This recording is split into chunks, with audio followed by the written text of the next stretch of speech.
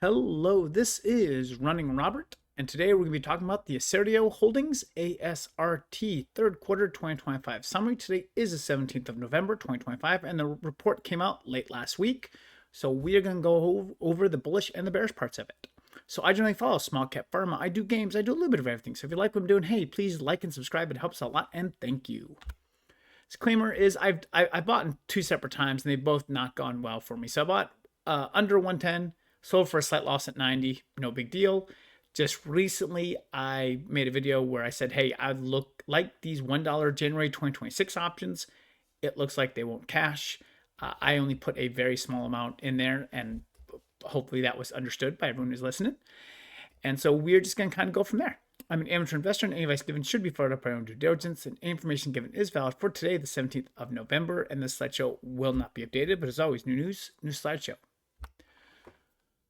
Well, first things first, figuring out sales is going to be difficult.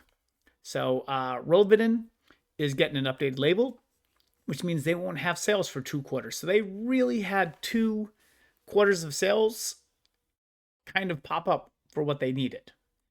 And so that does help. And so the company, but it makes us unable. So they got a lot of cash. Let's be honest. They got a lot of cash. They have a lot of accounts receivable, but we don't quite know the sales figures. The company expects between 110 and 112 million in sales. The 9-month currently sits at 104 million, so that's 6 to 8 in the next quarter. Again, our accounts receivable sits at 141 million. That's the earnings, so we will get a lot of that cash in the subsequent quarters, kind of going from there. At the end of the second quarter, it was only 61 million. So, and so cost of goods, operating expenses were around 30 million. Our 2025 forecast. So it's definitely moved a little bit. So 110 to 112, which has been tightened from 108 to 118 earlier in the year. Now that is unfortunately still down from 124 in 2025. And when we're looking at this, total costs for 2025 were about 150 million. However, 30 million of that was for amortization and loss of assets. So really our burn rate was about 120 million because that is just a paper exercise without any issues. 2025 seems to track about the same with about 90 million through 9 months when removing the amortization of intangible assets. So again, that's kind of the number you're looking for is that 120. If we can start getting over that, we're in good shape. But we had 93.5 million at the end of the third quarter. And then looking at our sales, so Indocin was 4.8 million. That is up from 3 million in quarter 2. Sympazan was 2.8, up from 2.6 million in quarter 2. Sprix 1.6, down from 1.9. And then other products were 1.5, down from 4.4. So, and the Rolvedin was 38 million, which is up from the 16 from before, but this accounts for almost 3 quarters of growth. So it might be slightly down. I just don't know.